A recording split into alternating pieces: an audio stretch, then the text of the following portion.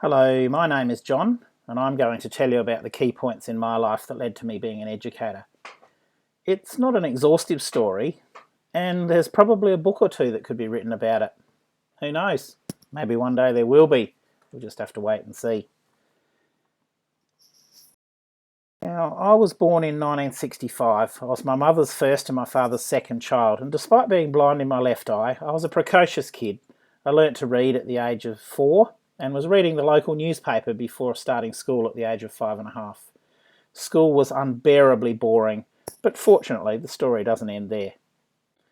In 1974 we moved to an undeveloped scrub block. We built sheds and a house, fences and tanks, and cleared the land all by hand.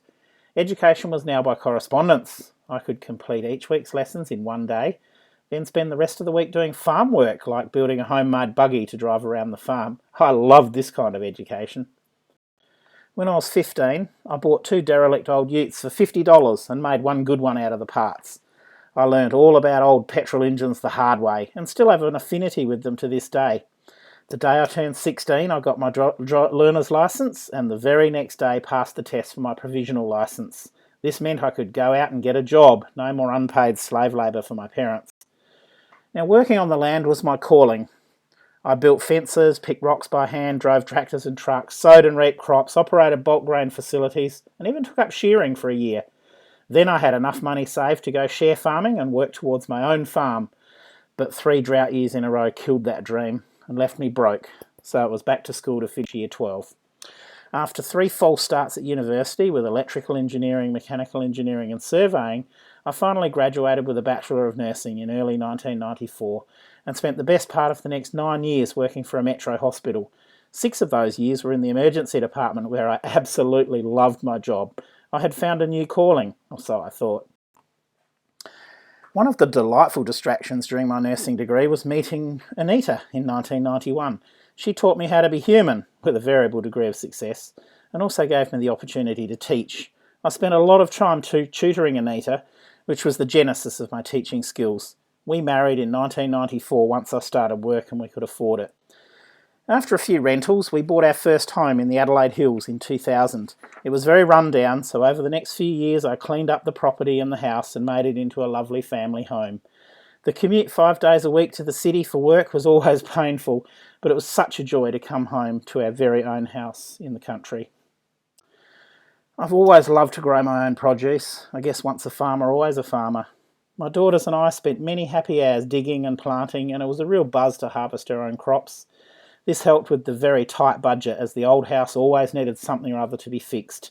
It also taught our children, and reminded me, that good results require hard work. While living in the Adelaide Hills, I also became a volunteer firefighter in my spare time. This led to a lot of interesting and exciting adventures, including a memorable deployment to Sydney in 2002. I learned the value of leadership and the need to step up. I had a few close calls, but training and a calm approach won through each time, lessons I still remember today. Holidays were always spent back on the land, visiting my brother's farm and joining in the activities. Shearing a sheep is like riding a bicycle. You get a bit wobbly, but you never forget. Going to the farm was always a pleasure, but leaving to return to the city was always painful. Maybe there was a lesson in that. In 2003, I became burnt out, and my wife told me that I either needed to quit my job or she was leaving me. I promptly quit that night and began a year of locum work all over country South Australia. I loved the travel and the variety, but Anita hated being a single mum at home. When I said one day we needed to move away from the city, she said she'd go anywhere as long as we were together. So there followed a wonderful introduction to remote area nursing and working with Aboriginal people.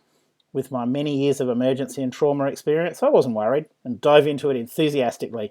After all, what could possibly happen out here that I hadn't seen and dealt with many times in the emergency department? Let's just say I had a lot to learn, and it was about to begin.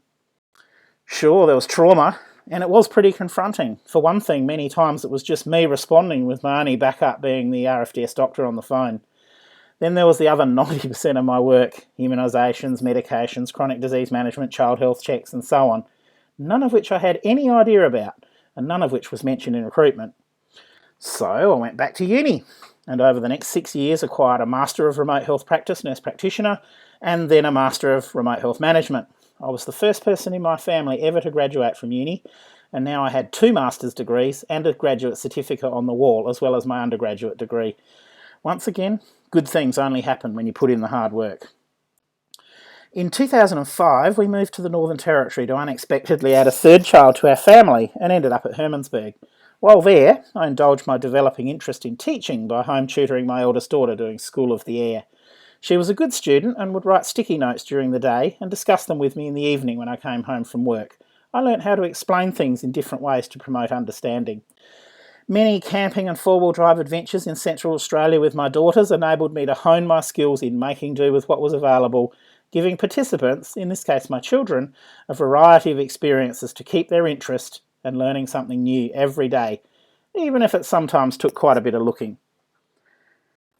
A highlight in my professional development journey was undertaking the Australian Rural Leadership Program in 2009-2010. It was an amazing, revealing, challenging and humbling experience that really shaped who I am today.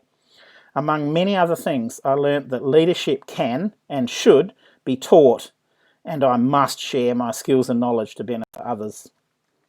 In 2010, we moved to Tennant Creek. I worked in the emergency department as a nurse, then became manager of the department. In 2015, I won the educator position, but still didn't know if I wanted to be a clinician, a manager, or an educator, as I was qualified and enjoyed all 3. A trusted colleague told me I'd be wasted doing anything other than education, saying, "You have a gift for it." So here we are today. I have formerly been an educator for 5 years, but as you can see, the influences that shape my knowledge, skills and experience began many years ago. I believe that education is the key to everything, and if I can inspire even one person to aim for excellence, it has all been worth it.